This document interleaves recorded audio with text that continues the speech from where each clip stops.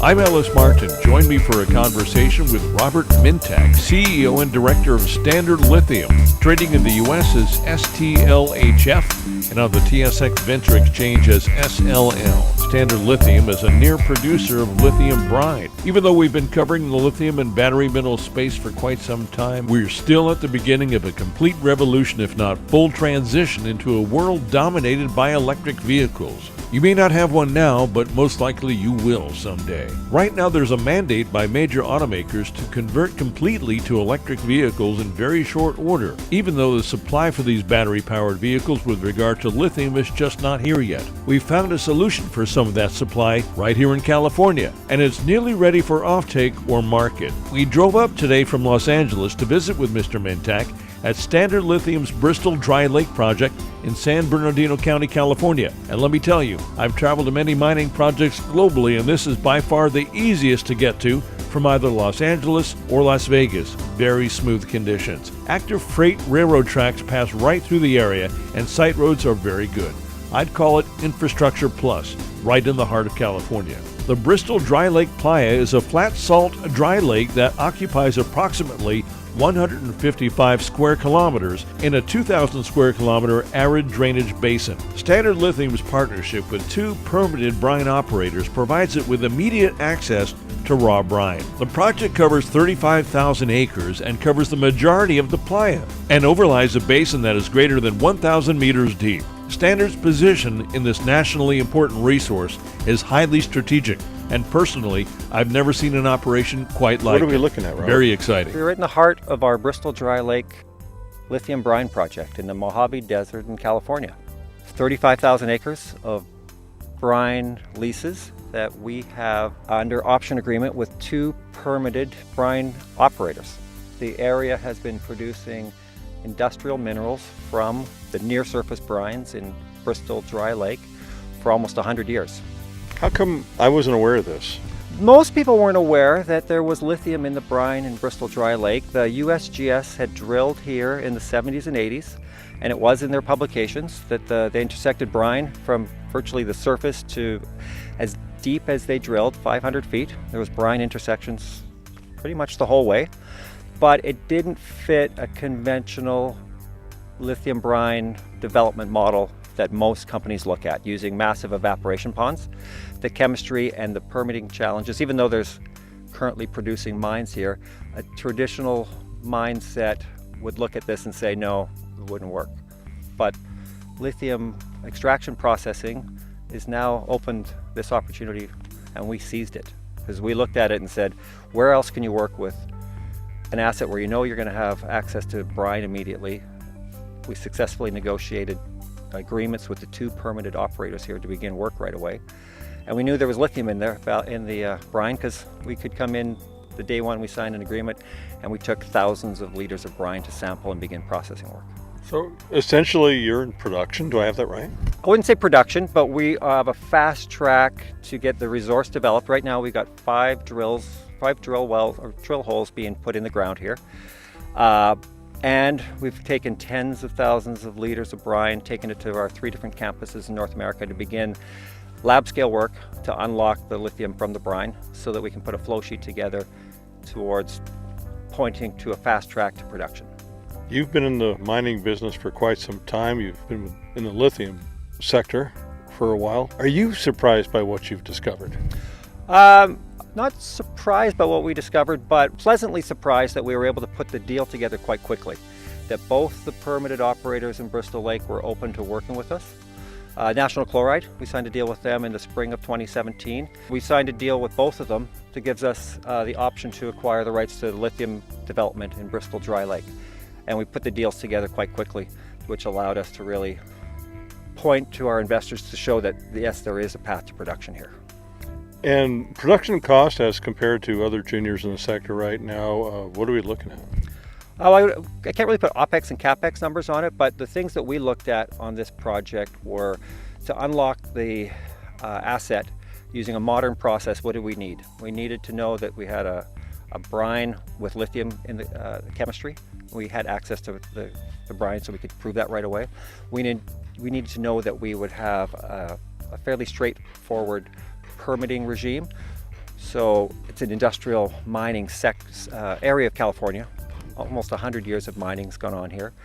And there's 2 permitted operators, so we could point to a path to show that the permitting would be without a lot of hurdles. And then we also needed to know, the other thing you need on a modern process for lithium extraction is you need to have access to cheap reagents.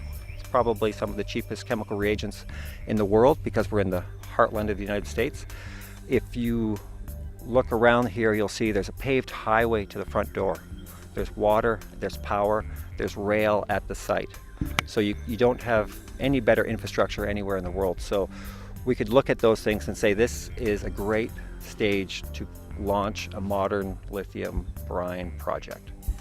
I traveled up from Los Angeles. Took me about 3.5 hours on paved roads all the way, and from all the projects I visited all over the world, this has been the easiest to get to. As you know, a lot of projects are off-road and they're very difficult to get to. And we passed the railroad tracks where you're going to be offloading. It's just right here. The Burlington Northern is right, it's actually, there's a siding on the project.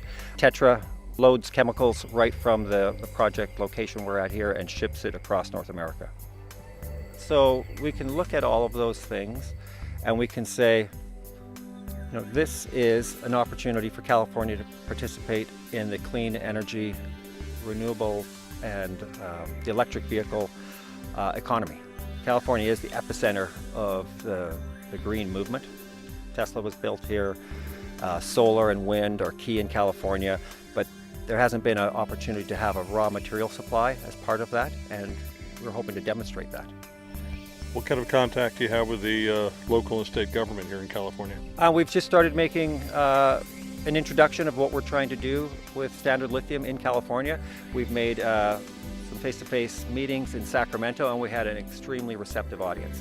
Unlike the challenges you would think of building a mining project or a classical mining project in a state like California, working in an area that has been producing industrial minerals for close to 100 years, as I said, and also working to build a product that will go into lithium batteries to be part of the green supply chain. Really, it gives a halo to the project where it aligns with the state's interests. What kind of mine life are we looking at potentially? Does anybody really know? Well, we're working on those numbers now. So we're working to produce a National Instrument 43101 during the second quarter of 2018. We've got exploration crews right now drilling wells, getting that data, all the data points necessary for that, and we've been able to act quickly because working with both the permitted operators allowed us a lot of opportunity to work somewhat under their umbrella. And we're doing the work to unlock the flow sheet on the lithium processing. So we'll be looking at, you know, that 43101 coming out, but we can look at what's gone on historically here and say, you know, they've been really just scratched the surface on their resource that they have here. They've been mining for, as I said, close to 100 years. And what we're looking at is really, you know, magnifying the opportunity here from the work that Tetra and National Chloride have done, and really building a model that will show that this will be a world-class and a world-scale project. And you have a sizable potential here in California, but there's Arkansas to discuss. Yeah, we just recently announced at the start of 2018 that we signed a deal with Tetra Technologies again. We've got the deal with them in California, but also on what really may be one of the most exciting lithium projects in the world in the Smackover in southern Arkansas for 33,000 acres of brine leases there.